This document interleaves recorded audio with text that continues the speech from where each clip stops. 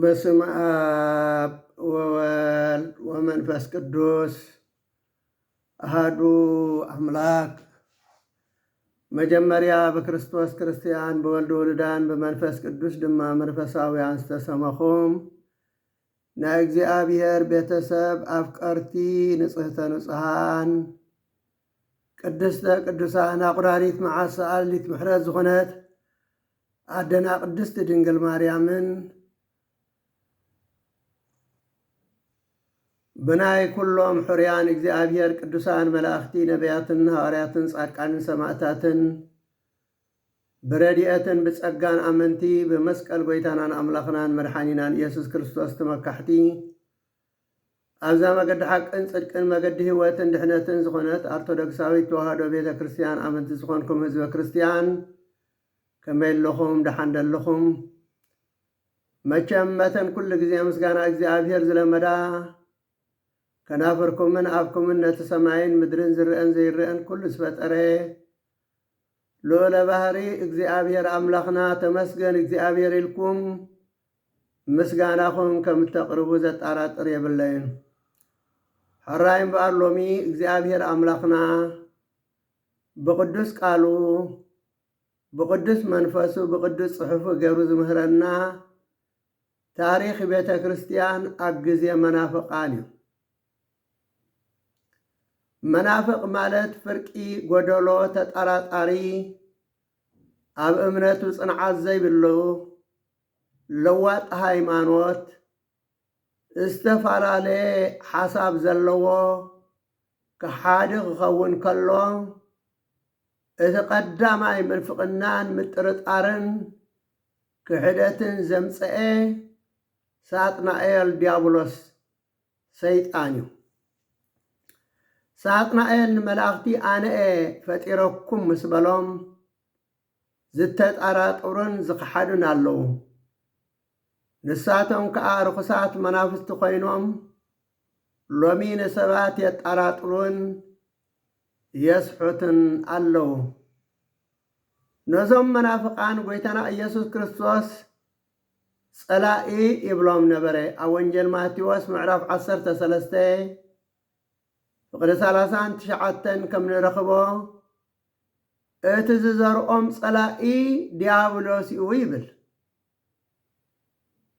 ሐዋርያት ከዓ ቢጽ ሐሳውያን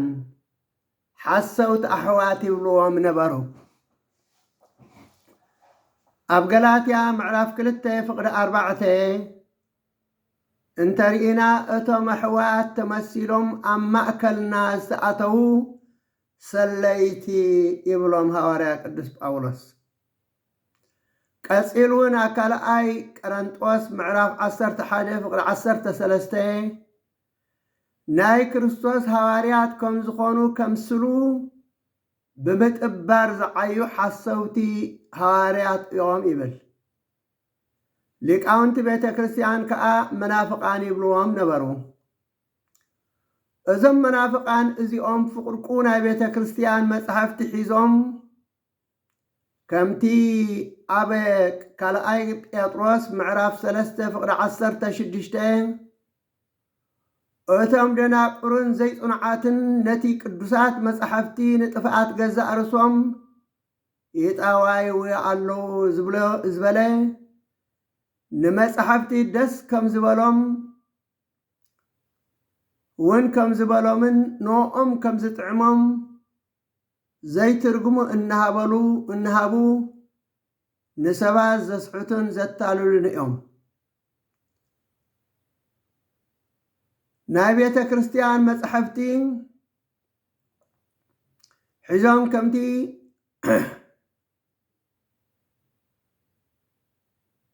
ብምልኡ ከይሓዙ ናይ ቤተ ክርስቲያን መጻሕፍቲ ብምልኡ ከይሓዙ ንቤተ ክርስቲያን ዝህቡኻ ኣዝዮም ብዙሓት እኳ እንትኾኑ ካብቶም ብዙሓት ውሕዳት ክንጠቅስ ኢና። ካልኣይ እቲ ቀዳማይ ጥርጥርን ክሕደትን ዘምፀ ዲያብሎስ እዩ ክንብል ከለና፣ ካልኣይ ቢጽ ሐሳውያን ሓሰውቲ ኣሕዋት። እዞም ቢጽ ሐሳውያን ማለት ሓሰውቲ ኣሕዋት ዝበሃሉ كاوغن أيهود أبجزي هاريات زنبر خينهم بكريستوس آمينهم تتأميقهم كريستيان مسكونو ناب أمنت أيهود زنبلو سلازنبرو كم سرعات مسيح مالت كم تحقي أوريت زئززو انت زي تغزركم كتحنو أي تقولون يخميلهم يمهرو سلازنبرو نتا بيت كريستيان هو خوا شعوب 50 عامة مرت نزيهم نمقرام قدام قبائي سينودوس بهواريات أب يرساليم تقبره قبر هواريات معرف 15 نملكت بصفيح قلص النايو اتم هواريات ملاحة بيت كريستيان نزنا قرزي كمرمرو تأكبوا يبل مالتي تأكبهم وساني زقبرلو قدام قبائي أب هاد الشدان بجزي هواريات تقبره أب يرساليم يو ثالثاي منافق أنقال سيمون مسريو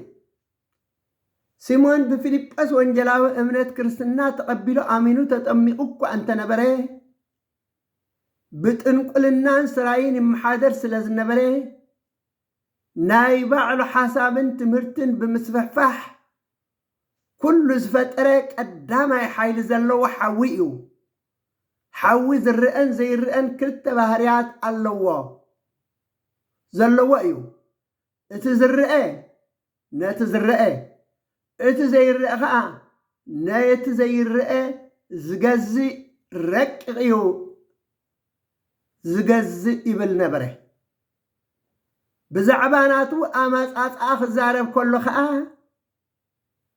اب سماريا كم اب يهودا كم ولد اب احزاب كم منفس قدوس كينه تغليص استرأخو اني كريستوس انابله نزي خلته تمهرتي يمهر نبره سيمون مسري ب53 عامة مرت أورما أنا كريستوسي النابله بمثات كريستوس كمسل كم مدر حافلو كخيد كله هاريا قدس بيطرس بمسكال مسمعتبه وتم مسؤوز نبر آغانتي مسقدفو وديقو كم زمته تاريخ بيت كريستيان ينقر بزعبا سيمون أقبر هاريات معرف شمنتا كفعل 13 كن ملكوتو نخيلينا كساب 24 زلو ات تاريخنا تو اب اخن قلصينا انت عينت مسري كم زنبره يطرسون قسيص وخم زنبره اتي ايدي انبيره منفس قدوس زعدلو كوهاب النسيهم ገንዘብ ይሉ خمزمص አለሞም ወርቅ خان ገንዘብ ካን ካባኻ ይጥፋ ካብዚ ግደ ወይ ክፍል የብልኻን ስለዚ ነተህያ መንፈስ ቅዱስ በገንዘብ ክትዕድጎ ስለዚ ሓሰብካ ኣይኾነልካን ኢሉ ከም ዝገሰጦ ኣብኡ ክንረኽቦ ንኽእል ኢና ራብዓይ መናፍቅ መርቅያን ኣብ ንእሽቶ እስያ ዝተወለደ ኮይኑ አቡ ኤጲስቆጶስ ነበረ መርቅያን አግዜ ንእስነቱ ብዝፈጽሞ ገጋ ካብ ቤተ ክርስቲያን ተሰጎ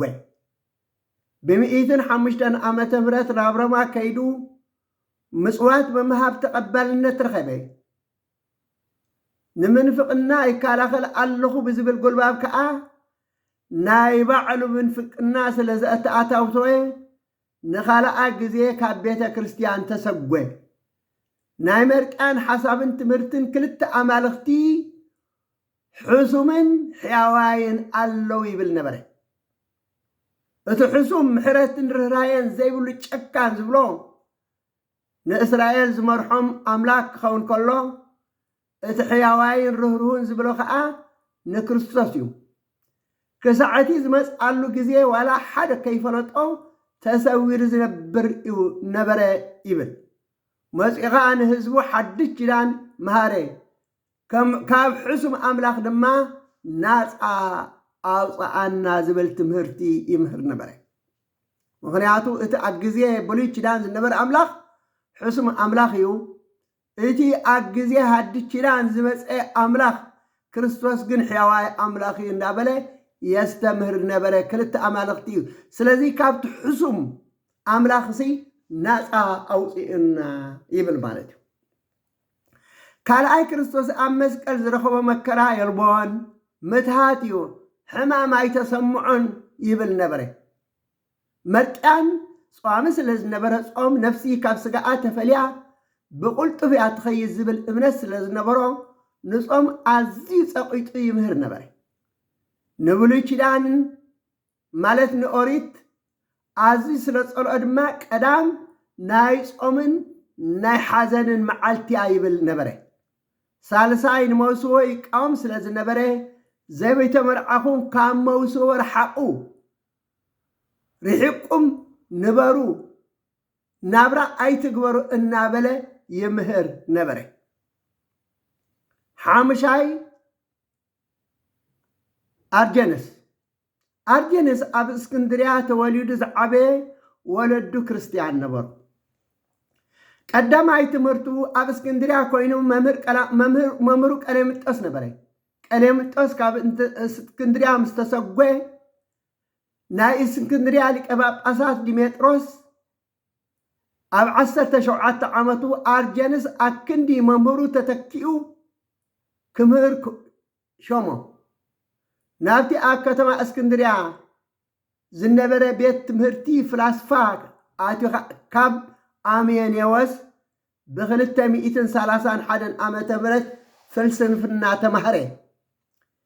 ሊቀ ጳጳሳት ዲሜጥሮስ ብጉዳይ ቤተ ክርስቲያን ናብ ግሪክ ምስ ለኣኾ ኣርጀንስ ግና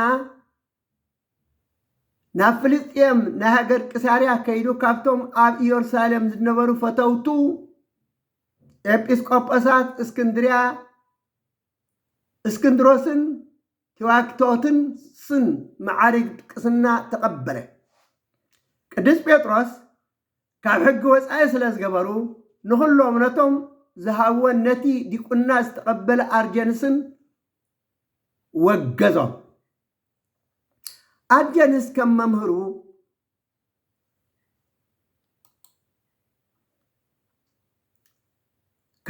ቀሌምንጦስ እምነት ምስ ፍልስፍና ኣተሓይዙ ይምህር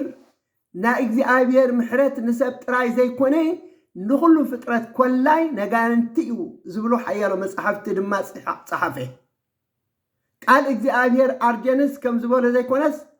ኣብ ቀዳማይ ቀረንጦስ ምዕራፍ 1 ፍቅዲ 14 ክሳብ 19 ክሳብ 20 ምክንያቱ እቲ ፅሑፍ ጥበብ ጠቢባን ከጥፍየ ፍልጠት ፈላጣት ከፍርስየ ኣምላኽ ንፍላስፋ እዚ ዓለም እዚኣ ኣን ንጥበብ እዚ ዓለም እዚኣን ዕሽነቱ ኣይገበሮን እዩ ዝብል ስለዚ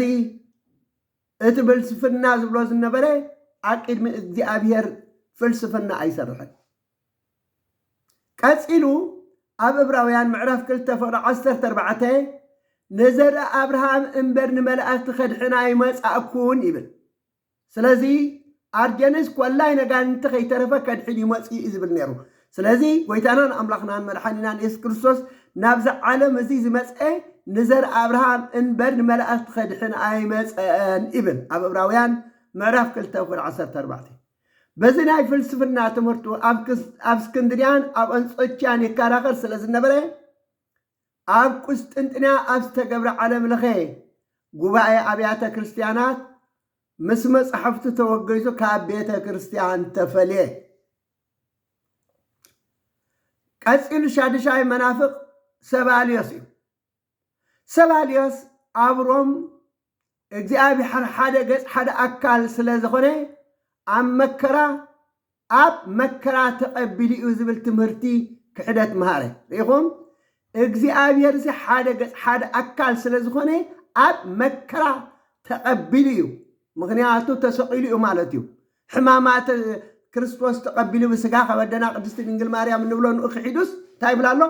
ኣብ መከራ ተቐቢሉ እዩ ዝብል ትምህርቲ ክሕደት ተመሃረ ሰባልዮስ እዚ ንፋጨ ትምህርቲ ክሕደት እዙይ ናብ ሃገሩ ተመሊሱ ትምህርቲ ክሕደት ክምህር ጀመረ ሰባልዮስ እግዚኣብሔር ሓደ ኣካል እዩ ኣብ ብሉይ ኪዳን ኣብ ዘመነ ስጋዌ ወልድ ኣብ በዓለ ጰራቅሊጦስ መንፈስ ቅዱስ ተባሂሉ እምበር ሓደ ኣካል ኢሉ የኣምንን የስተምህርን ነበረ ቃል እግዚአብሔር ግና ሰባልዮስ ከም ዝብሎ ዘይኮነስ ከምዚ ይዝብለና በአካሎም ሰለስተ ምዃኖም ኣብ ዘፍጥረት ምዕራፍ 18 ፍቅዲ 2 አብርሃም ሰለስተ ሰብኣይ አቂዱ ደው ኢሎም ረአየ ምስ ረአየ ሰገደ ይዝብለና አቂድሚኡ ክንደይ ሰለስተ ሰብኣይ እግዚአብሔር ተገለጸሉ አቂድሚኡ ከዓ ሰለስተ ሰብኣይ ደው ኢሎም ረአየ ይዝብል አስማቶም ሰለስተ ምዃኑ ነናቶም ስም ኣብ ወንጌል ማቴዎስ ምዕራፍ 28 ካብ ፍቅዲ 19 እንተሪእና አብን ወልድን መንፈስ ቅዱስ ስን ይበሃል ምክንያቱ ባዕሉ ጎይታናን አምላኽናን መድሓኒናን ኢየሱስ ክርስቶስ ንሐዋርያት ክድኽዎም ከሎና ኩሉ ዓለም ኪዱ ብስም አብን ወልድን መንፈስ ቅዱስን እናጠመቁም ዝኣዘዝኩኹም ኩሉ ክሕሉ ከዓ መሃርዎም ከም ዝበሎም ንርኢ ማለት ብግብሪ እንተሪእና ከዓ ኣብ ወንጌል ሉቃስ ምዕራፍ 3 ፍቅዲ 21 እንተሪእና ኢየሱስ ክጥመቕ ኣሎ ማለት እዩ መንፈስ ቅዱስ ከዓ ብኣርአያ ሥጋ ከም ርግቢ ወሪዱ ይብለና ኣብ ከዓ ብኣኻ ዝተሓጐስኩ ፍቁር ወደይ ንስኻ ኢኻ ዝብል ድምፂ ካብ ሰማይ መፀ ነቲ ብስም ብግብሪ ብኣካል ሰለስተ ዝብል ምስጢረ ስላሴ ክሒዱ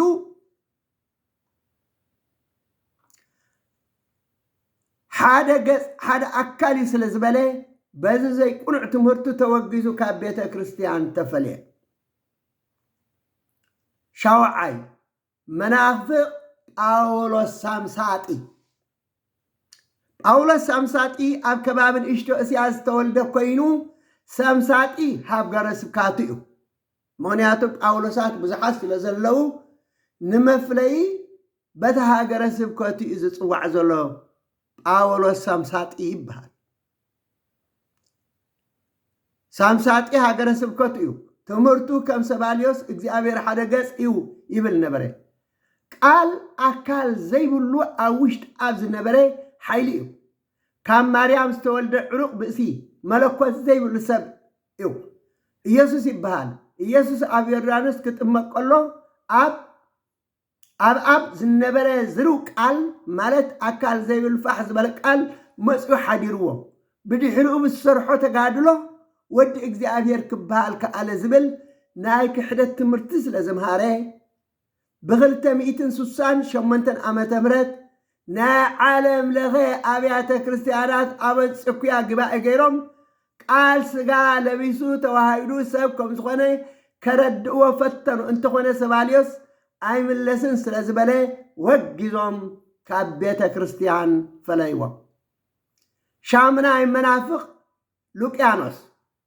ሉቅያኖስ ናይ አንጾኪያ ቤት ትምህርቲ ዝጀመረ ንብዙሕ ዓመታት ከዓ ዝምሃረ ነበረ ሉቅያኖስ ናይ ጳውሎስ ሳምሳጢ ደጋፊ ስለ ዝነበረ ሉቅያኖስ ኣቀዲሙ ወልድ ምስ አብን ምስ መንፈስ ቅዱስን ብመለኮት ብስልጣን ሓደ ከም ዘይኮነ ዘይኣምን ስለ ዝነበረ እቶም ኣብ አንጾኪያ ዝምህሮም ዝነበረ ተምሃሮ ዘይእመኑ ኮኑ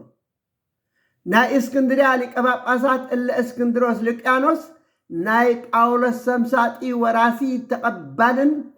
ተቐባሊ ክሕደትን እዩ ይብሎ ነበረ ናይ ቀጵሮስ ሊቀ ጳጳሳት ቅዱስ ኤጲፋንዮስ ከዓ ሉቅያኖስ ካብ ጳውሎስ ሳምሳጢ መርዚ ዝተቐበ ኢሉ ኣብ መጽሓፉ ገሊጽዎ ኣሎ ታሽዓይ መናፍቅ አርዮስ ብ257 ዓመተ ምህረት ኣብ ሰሜን ኣፍሪቃ ኣብ ሊብያ ኣብ ገዳማ እትበሃል ዝተወልደ ኮይኑ ምስቶም ኣብ አንጾኪያ ፍልስፍና ዝተምሃሩ ይምሃር ነበረ ርኢኹም እዚ ፍልስፍና ዝበሃል እዩ ንዓለም ኣባላሽዎ ዘሎ ብፍልስፍና ንኣምላክ ክትፈልጦ ብፍልስፍና ንኣምላክ ክትረኽቦ ኣይትኽእልን ኢኻ ንሶም ግን ይመስሎም ምክንያቱ ብኡ ስለተምሃሩ አርዮስ ኣብ ካብ ሉቅያኖስ ዝወረሶ ትምህርቲ ስለ ዝኾነ ካብቶም ናይ ቤተ ክርስቲያን ትምህርቲ ናብ ፍልስፍና ክመልሱ ዝደልዩ ነበረ ቅድሚ ናብ አንጾኪያ ምኻዱ ኣብ እስክንድርያ ከም ዝተምሃረ ይንገር እዩ ኣብ አንጾኪያ ትምህርቲ ምስ ወደአ ናብ እስክንድርያ ተመልሱ ይቕመጥ ነበረ ቅዱስ ጴጥሮስ ተፍጻሜተ ሰማዕቲ ማዕሪግ ድቁና ምስ ተቀበለ እቲ ኣብ ውሽጢ ዝነበረ ምንፍቅና ዓውኢሉ ክሰብኮ ጀመረ። ቅዱስ ጴጥሮስ ተፍጻሜተ ሰማዕቲ ወጊዙ ፈለዮ። ጴጥሮስ ምስ ዓረፈ ድሕሪኡ ኣኪላስ ናይ ኣቦኡ ጴጥሮስ ተፍጻሜተ ሰማዕ ኣደራ ጥሒሱ ካብ ውግዘቱ ስለ ዝፈትሖ ኣብ ዓመቱ ተቐዚፉ ሞተ። እለ እስክንድሮስ ምስ ተሸመ ንኣርዮስ ንኻልኣይ ግዜ ወገዞ። ኣርዮስ ከስተምህርን ክገጥምን ጽሑፍ ክጽሕፍን ሓያል ስለ ዝነበረ ሓያሎ ሰዓብቲ ረኸበ። ብኣቦታት ድማ ሊቀ መናፍቃን ተባህለ። ኣቦታት ሊቀ መናፍቃን ዝበልዎ ኣርዮስ ዝመሮ ዝነበረ ናይ ጳውሎስ ሰምሳጥን ናይ ኣርጀንስን ናይ ሉቅያስን ሓሳብ ስለ ዝኾነ እዮም። ኣርዮስ እግዚአብሔር ፈጣሪ እምበር ወላዲ ኣይኮነን፣ ቀዳማይ ኣብ ጥራእዩ ፈጣሪ ብዘይኩ ዝፈጠረ የልቦን፣ ኣብ ምስጢረ ሥላሴ ኣቦ ዝተባህለ ኣብ ዳሕራይ ዘመን እዩ እምበር ቅድሚ ዘመናት ኣይበሃልን። ኣብ ብፍቃዱ ባዕሉ ዓለም ክፈጥር ምስ ሓሰበ መለክዕን መገመትን ክኾኖ ካልእ ጥበብ ንወልዲ ፈጢሩ። መጽሓፍ ቅዱስ ጥበብ ማለት ወልዲ ቃል ብባህሪኡ ፍጡር ስለ ዝኾነ ዘይነበረሉ ግዜ ነይሩ እዩ ይብል። ምክንያቱ ወልዲ ዘይነበረሉ ዘመን ዘይነበረሉ ግዜ ነይሩ እዩ ይብል። ንኣብ ናይ መጀመርታ ፍጥረቱ እዩ ከዓ ይብሎ። ንኣብ ኣብ ክፈጥር ኮሉ መጀመርያ ንመን ፈጢሩ ይብል? ንወልዲ ፈጢርዎ ይብል። መንፈስ ቅዱስ ከዓ ናይ ወልዲ ናይ መጀመርታ ፍጥረቱ ይብል። ሪኹም ወልዲ ንኣብ ናይ መጀመርያ ክፈጥር ኮሎ ኣብ ንወልዲ ፈጢሩ ይብል። ወልዲ ከዓ ንመጀመርያ ክፈጥር ኮሎ ንመንፈስ ቅዱስ ፈጢርዎ ይብል። ህጀሳት ተዓባብይዎም ማለት እዩ። ኣብ ካብ ኩሎም ይዓቢ፣ ድሕሪኡ ከዓ ማእከላይ ወልድ፣ ብድሕሪኡ ከዓ መንፈስ ቅዱስ ገርዎም ማለት እዩ። ኣርዮስ ትምህርቱን ፍልስፍንኡን ፍልስፍና ኣይኮነን መጽሓፍ ቅዱስ እዩ ንኽበሃል ካብ መጽሓፍ ቅዱስ ምሳሌ 8:22 ጠቕሲ ጠቂሱ እግዚአብሔር ቅድሚ ኩሉ ጥንታዊ ግብሩ ወለደኒ፣ ምድሪ ከይተፈጥረት ባሕርታት ከይነበረ ዓይኒ ማያት ከይወሓዘ ኣኽራን ከይተሰረተ ቅድሚ ኮራቤት ኣምላኽ ንሰማያት ከቆመ ከሎ ኣብኡ ነበርኩ ተወለድኩ ዝብላ ቃላት ብናይ ኣርዮስ ትርጉም ጥበብ ዝተባሃለ ወልዲ እዩ። ፈጡርኒ ምባሉ ከዓ እግዚአብሔር ኣብ እዩ ፈጢርዎ እናበለ ናይ ክሕደት ትምህርቲ ይምህር ነበረ። ቃል እግዚአብሔር ግና ኣርዮስ ከም ዝብሎ ዘይኮነስ ቆላሲስ ምዕራፍ 1:16 እንተሪእና ክርስቶስ ኣብ ሰማያትን ኣብ ምድርን ዘሎ ኩሉ ዝርአን ዘይርአን ብኡን ንኡ ዝተፈጥረን ይብል። ምክንያቱ ብመን ተፈጢሩ? ሰማያትን ምድርን ዝርአን ዘይርአን መን ፈጢርዎ? ክርስቶስ። ንመን ከፈጢርዎ? ንባዕሉ ይፈጢርዎ። ስለዚ ክርስቶስ ፈጣሪ እምበር ፍጡር ከም ዘይኮነ ከረድዎ ገበር ማለት እዩ። ጉባኤ ዓለም ለኸ ኣብያተ ክርስቲያናት መናፍቅ ኣርዮስ ብተፍጻሜተ ሰማዕቲ ቅዱስ ጴጥሮስ ዝተወገዘሉ ብኣኪላስ ካብ ውግዘቱ ተፈቲሑ ናብ እስክንድርያ መጺኡ ብእለ እስክንድሮስ ተመኺሩ ክሰምዕ ስለ ዘይከኣለ ኣስታት 100 ልብያውያንን ናይ እስክንድርያ ኤጲስቆጶሳትን ብ330 ብ320 ዓመተ ምህረት መንፍቅና ካብ ዝጀመረሉ ኣብ ካልኣይ ዓመቱ ወጊዞም ፈለይዎ። ኣርዮስ ምስ ተወገዘ ብጻይ ዝነበረ ናይ ኒቆምድያ ኤጲስቆጶስ ኣውሳብዮስ ጉባኤ ገርዩ ኣርዮስ ኣብ እስክንድርያ ዝተወገዘ ብግፍዒ እዩ። ካብ ውግዘቱ ፈቲሕናዮ ኣለና በለ። ነቱ ጉባኤ ዝመርሖ ዝነበረ ከዓ ባዕሉ ኣውሳብዮስ ነበረ። ኣርዮስ ብ322 ናብ እስክንድርያ ተመሊሱ እለ እስክንድሮስ እኳ እንተወገዘኒ ትምህርተይ ቁኑዕ ስለ ዝኾነ ተፈቲሐ መጽአ ኣለኹ መን እዩ ዝኽልክለኒ ብምባል መንፍቕና ትምህርቱ ቀጸለ ብዙሓት ሰዓብቲ ድማ ገበረ ቀስጠንጢኖስ ናይ እስፓኛ ጳጳስ ኖሲዮስ ከጻርዮ ናብ እስክንድርያ አልኣኾ ክርክሮም ናይ ሃይማኖት እምበር ናይ ስልጣን ከም ዘይኮነ ምስ ተረድአ ናይ ዓለም ለኸ ኣብያተ ክርስቲያናት ጉባኤ ኣብ እንቆራ ክገብሩ ተሓሲቡ ተኣወጀ ናይ እንቆራ ጉባኤ ተሪፉ ግና ቀዳማይ ጉባኤ ንቅያ ኣብ ከባቢ ጸሊም ባሕሪ ትርከብ ብዲዮናስዮስ ተሰረተት ወደብ ኣብ ንቅያ ተገብረ ኣዝዮም ብዙሓት 318 ኤጲስቆጶሳትን ሊቃውንትን ተኣኪቦም ወልዲ ፈጣሪ እምበር ፍጡር ከም ዘይኮነ ካብ ቅዱሳት መጻሕፍቲ ከረድእዎ ፈተኑ ኣርዮስ ግና ልቡ ከም ፈርዖን ስለ ዘተረረ ክሰምዖም ኣይከኣለን ሽዑ ሊቀ ጳጳሳት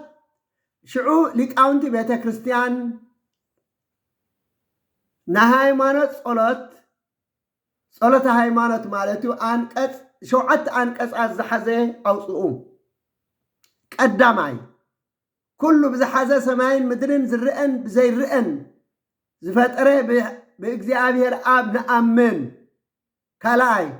ብሓደ ጎይታ ኢየሱስ ክርስቶስ ዓለም ከይተፈጥረ ምስኡ ህሉ ብዝኾነ ሓደ ወልዲ እውን ንኣምን ሳልሳይ ካብ ብርሃን ዝተረኽበ ብርሃን ካብ ሓቀኛ ኣምላኽ ዝተረኽበ ኣምላኽ ዝተወልደ እምበር ፍጡር ዘይኮነ ብመለኮት ምስኣብ ማዕረ ዝኾነ ኩሉ ዝተፈጥረ ብዘይክኡ ግና ኣብዚ ምድሪ ዘሎ ይኹን ወይስ ኣብ ሰማይ ዘሎ ምንም ዝተፈጥረ የልቦን ረብዓይ ምእንተና ምእንቲ ሰብ ምእንቲ ምድሓና ካብ ሰማያ ዝወረደ ብመንፈስ ቅዱስ ካብ ቅድስቲ ድንግል ማርያም ስጋ ለቢሱ ሰብ ኮይኑ ድማ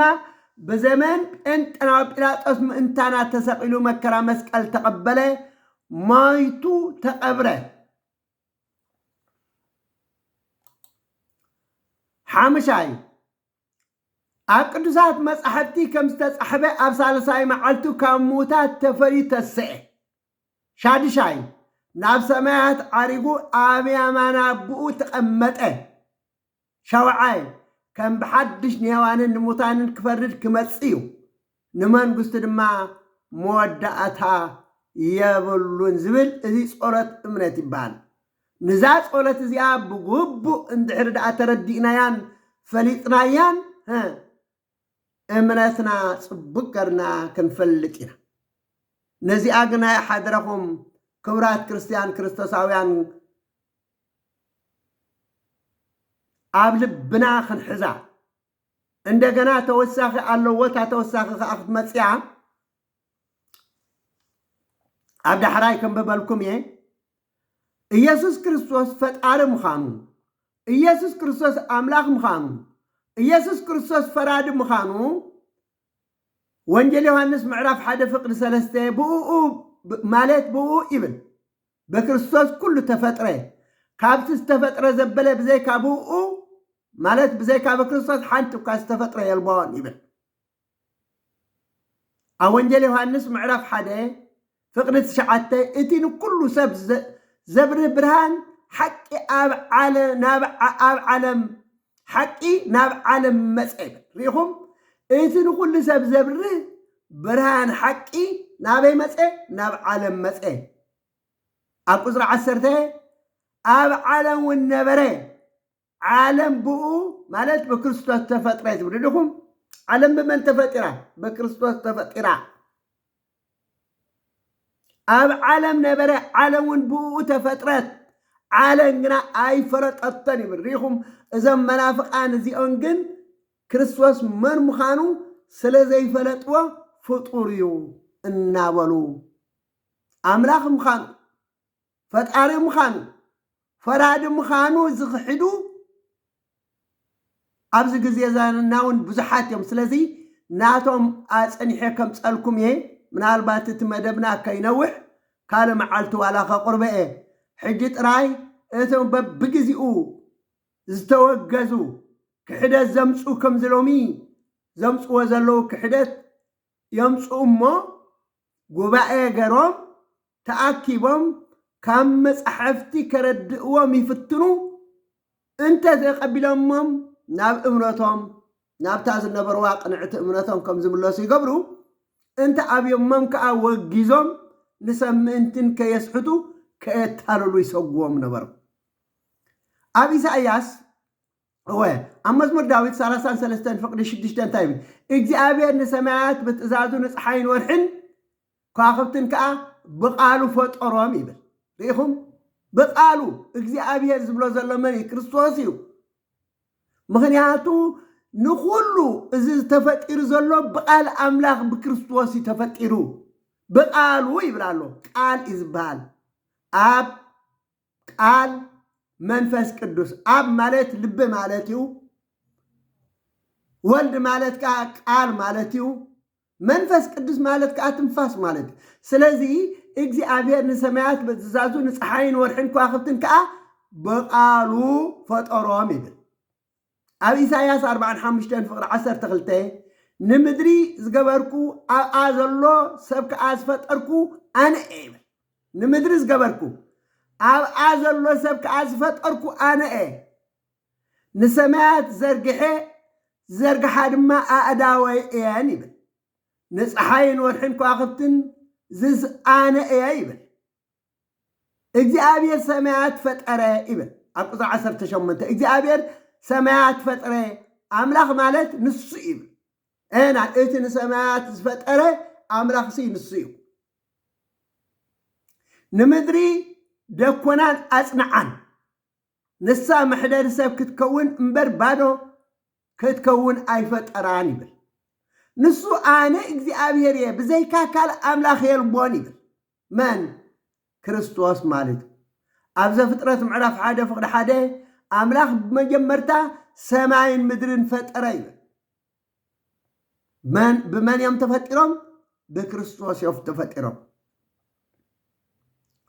ኢሎም ካብ መጽሐፍቲ ከረድኦም እኳ ተፈተኑ ድዞም ፈነቃን መናፍቃን አርዮስ ግና ኣይምለስን ኢሉ ምስ ኣቅበጾም ወጊዞም ካብ ቤተ ክርስቲያን ፈለይዎ ዓስራይ መናፍቅ መቅደንዮስ ጉባኤ ቅስጥንጥንያ ብ381 ዓመተ ምህረት መቅደስኒዮስ መንፈስ ቅዱስ ህጹጽ ጎደሎ ዝብል ክሕደት ስለዝምሃረ ቀዳማይ ንጉስ ቴዎዶስዮስ እዚ ብቤተ ክርስቲያን ይርአ ስለዝበለ ጉባኤ ሊቃውንቲ ተኣውጁ 150 ሊቃውንቲ ኣብ ቅስጥንጥንያ ተኣኪቦም መንፈስ ቅዱስ ፈጣሪ ምስ አብን ወልድን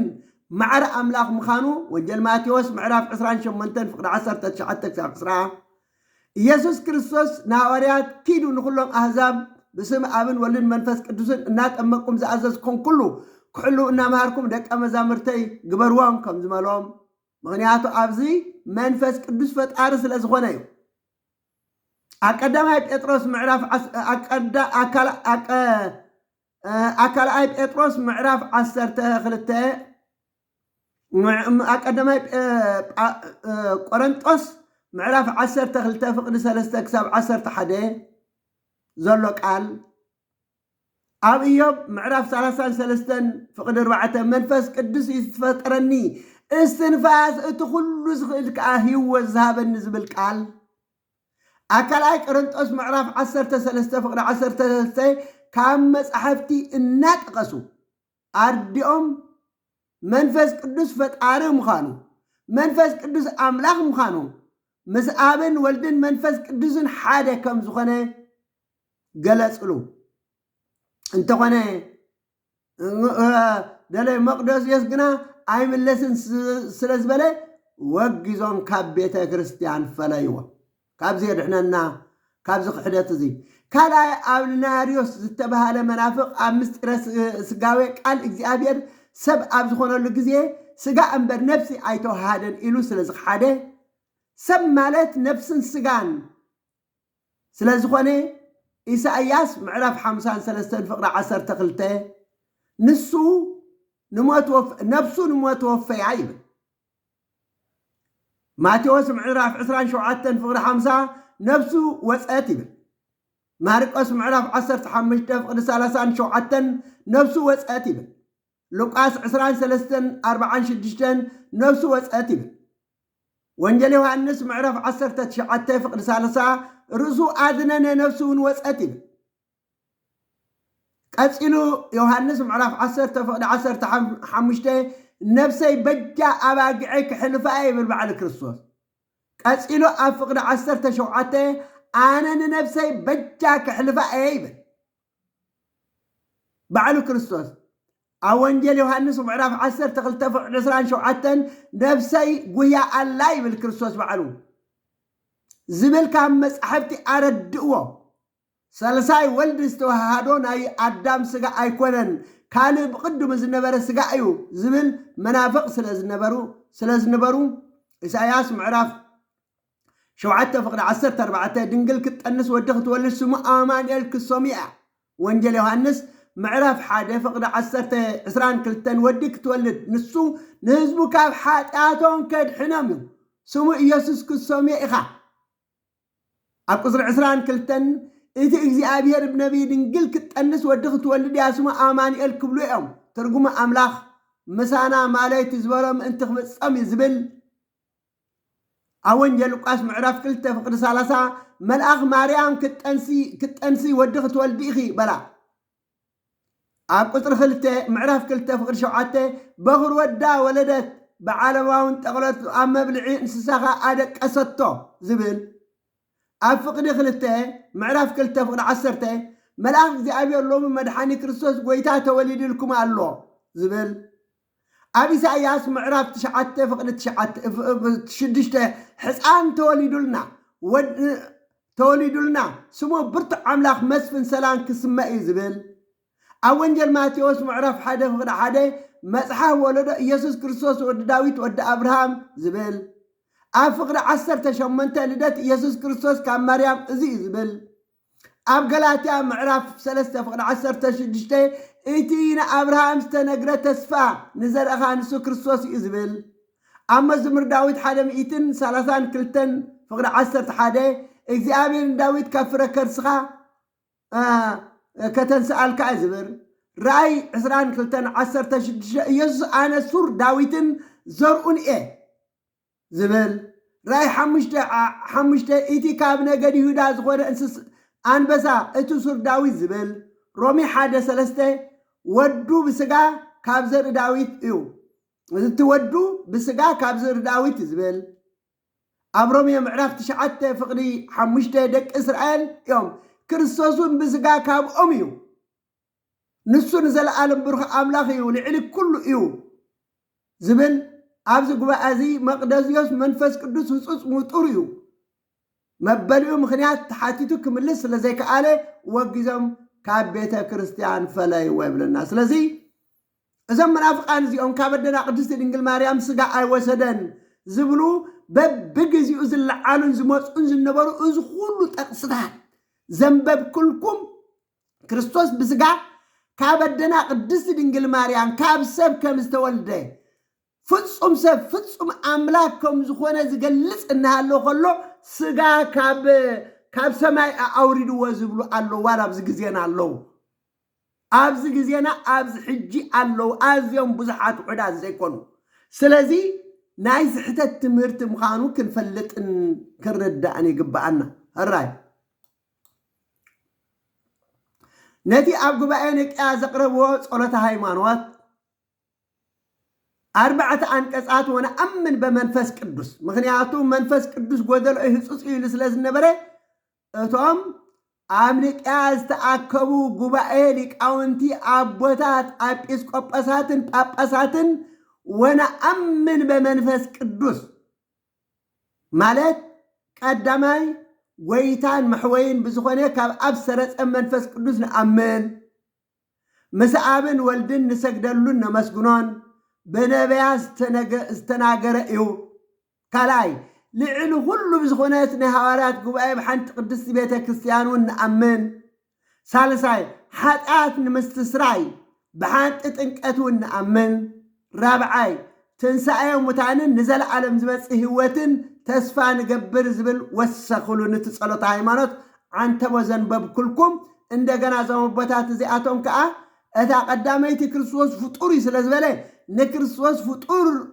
ከም ዘይኮነ አምላክ ከም ዝኾነ ትገልጽ ያ እዚኣ ከዓ መንፈስ ቅዱስ ጎደሎይ ህጹጽ እዩ ምስ አብን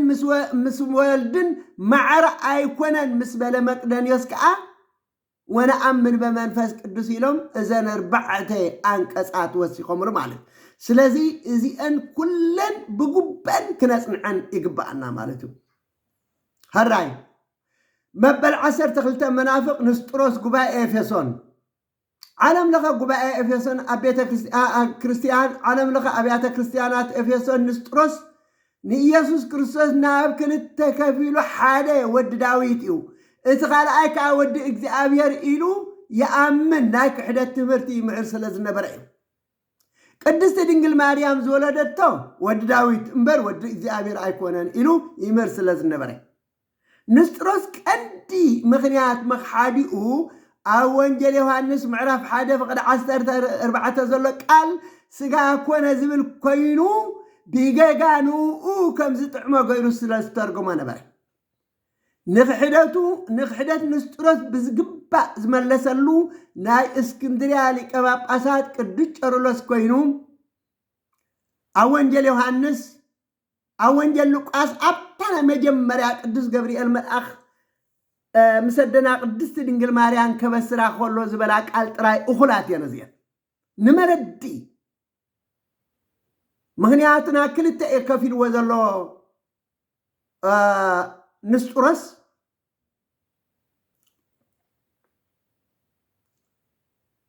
اتحاده وغنو ود داويد كبهال كلت حاده خا ود اغزابير يبهال ناكلت كفيل وزلو نسطرس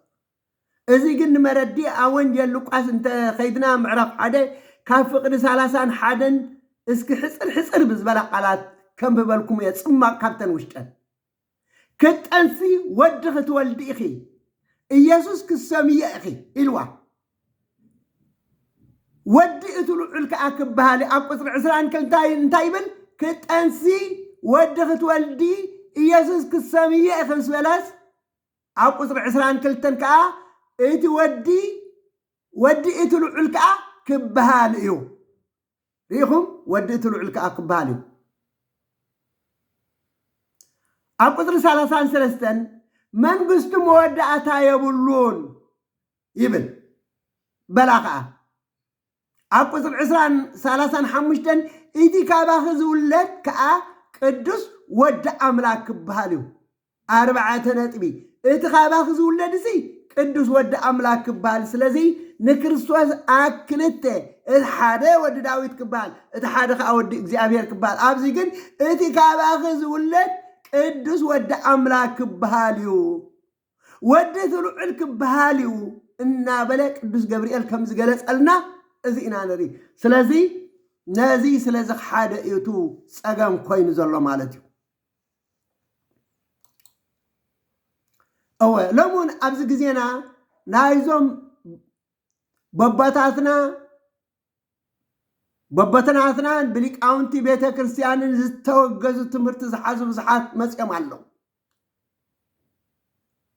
نايزي كقرب لكم يا عبد حراي معالتي توم مسيام زلو تزبلو حدا بحدا 5 آلكم يحجي تسعاتات كنو حناس لزخئل حجي مدبين رأقات أمقن ترى أخوه ساعات بزح كيد ناس لزلنا كقلت له أي خيل يكنوحيو ببجزئو استوجزوا سبات كم سألكم إيه زخبركم كبرات كريستيان كريستساويان حدراكم جن إزيز ولا زلكم ناكل خباز شركة بلو حدرا النابلكم مغنياتو إزي سقيل أيكون كن إزي تاريخ بيت كريستيان أمس إيه يزلكم እዞም ሎሚ አግዜና አዝመጹ ዘለው መናፍቃን ሎሚ ዘይኮነስ ካ ቀደማት ሒዞም ዝነበሩ ምኻኖም ክንፈልጥ አለና እንተኾነ ግን እቲ ክሕደቶም ጉባኤ እናገበሩ እቶም ቅዱሳን አቦታትና ወጊዞም ዝፈልይዎም ይሰግዎም የቃልዕዎም ስለዝነበሩ እቲ እምነት ቁርብ ተዓጊሱ ነሩ ማለት እዩ እቲ ክሕደት ሎሚ ግን ናፃ ኮይኖም ዓለም ከም ድልየትካ እትኸደሉ ግዜ ዝብል ኣዋጅ ስለ ዝመፀ ከም ድልየቶም እቲ ክሕደቶም የስፋሕፍሕዎ ኣለዎ እሞ ካብዚ ይሰውረና ካብዚ የድሕነና ሕጂ ኣካልኣይ ክፋለይ ብዛዕባ እቲ ዘንብበልኩም ዝነበርኩ ዝበሃል ዝነበረ ልክዕ ከምዛ ናይዞም ኣብዚ ከንብበልኩም ታሪክ ቤተ ክርስቲያን በቦታትና ዝተወገዙ በቦታትና ዝተሰጉ ቀዳሞት መናፍቃን ሎሚ ከዓ ኣብዚ ግዜና ልክዕ ከምኦም መፅኦም ከም ዘለው ክንፈልጥን ክንርዳእን ይግባአና እሞ ሃይማኖትና ኣጽኒዕና ኣብ እምነትና ኣብታ ሓቀኛ ኣብታ ቅንዕቲ ኣብታ ጽሪቲ ኣብታ ንጽህቲ ተር ኢላ ንየማን ወይ ንጸጋም ከይበለት ካብ ክርስቶስ ናብ ሃዋርያት ካብ ሃዋርያት ናብ ሊቃውንቲ ቤተ ክርስቲያን ካብ ሊቃውንቲ ቤተ ክርስቲያን ናብ ኣቦታት እናበለት ተር ኢላ ክሳብ ኣባና በፂሓ ዘላ ቅንዕትን ጽሪትን እምነት ጸኒዕና ክንነብር እግዚአብሔር አምላክ ይሐግዘና ኣብ እምነትና የጽናዓና ካብዛ ክፍእቲ ዘመን ካብዛ ሕስምቲ ዘመን እግዚአብሔር አምላክ ብቅዱስ መንፈሱ ሓጊዙ ኣብታ ቅንዕቲ እምነትና ጸኒዕና ክንነብር እግዚአብሔር አምላክ መሳና ይኹን ጽኒልኩም ስለሰማዕኩም የመስግን ጸጋ ጎይታናን አምላክናን መድኃኒናን ኢየሱስ ክርስቶስን ፍቅር አምላክን ሕብረት መንፈስ ቅዱስን ምስኩላትና ይኹን እናበልኩ ጽኒልኩም ስለሰማዕኩምኒ የመስግን